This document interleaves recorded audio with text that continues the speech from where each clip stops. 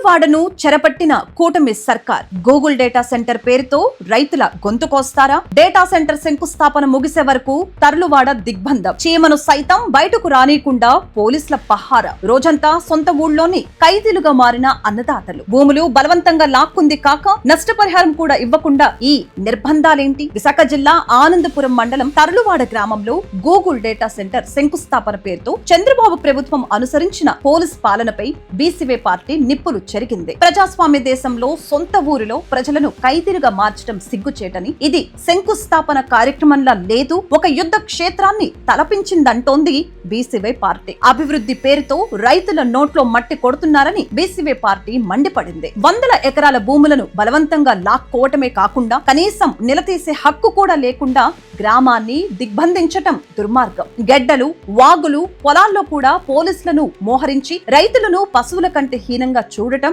మీ పాలనకే దక్కుతుంది అని ప్రభుత్వ వైఖరిని ఎండకట్టింది. వేల కోట్లు దోచిపెట్టే కంపెనీల కోసం సామాన్య రైతును వీధిన పడేస్తారా అని బీసీవై పార్టీ ప్రశ్నించింది. తర్లువాడ ప్రజల కన్నీళ్ల మీద డేటా సెంటర్లు నిర్మిస్తే చూస్తూ ఊరుకోపోమని బీసీవై పార్టీ హెచ్చరించింది. రైతులు తమ భూమి కోసం పోరాడితే వారు నేరస్తులా? వారి ఇళ్ల నుంచి బయటకు రాకుండా గృహ నిర్బంధం చేయటం వెనక అంత భయం ఎందుకు అని ప్రభుత్వాన్ని నిలదీసింది. తర్లువాడ ప్రజలకు, రైతులకు బీసీవై పార్టీ అండగా ఉంటుందని ప్రకటించింది. బాధితులకు సరైన నష్టపరిహారం చెల్లించకుండా గూగుల్ డేటా సెంటర్ నిర్మాణంలో ఒక్క ఇటుక కూడా కదలనివ్వబోమని స్పష్టం చేసింది. తర్లువాడ గ్రామస్తుల రోదన ప్రభుత్వానికి వినిపించడం లేదా? అప్రకటిత ఎమర్జెన్సీని తలపిస్తున్న ఈ పోలీస్ మోహరింపును తక్షణమే ఉపసంహరించుకోవాలి. రైతుల భూములకు మార్కెట్ ధర ప్రకారం పరిహారం చెల్లించాలి అని డిమాండ్ చేసింది. చంద్రబాబు ప్రభుత్వం పారిశ్రామికవేత్తల ప్రయోజనాల కోసం రైతుల ప్రాణాలను పణంగా పెడుతోందని ఘాటుగా విమర్శించింది. పోలీసుల పహారాలో శంకుస్థాపనలు చేయటం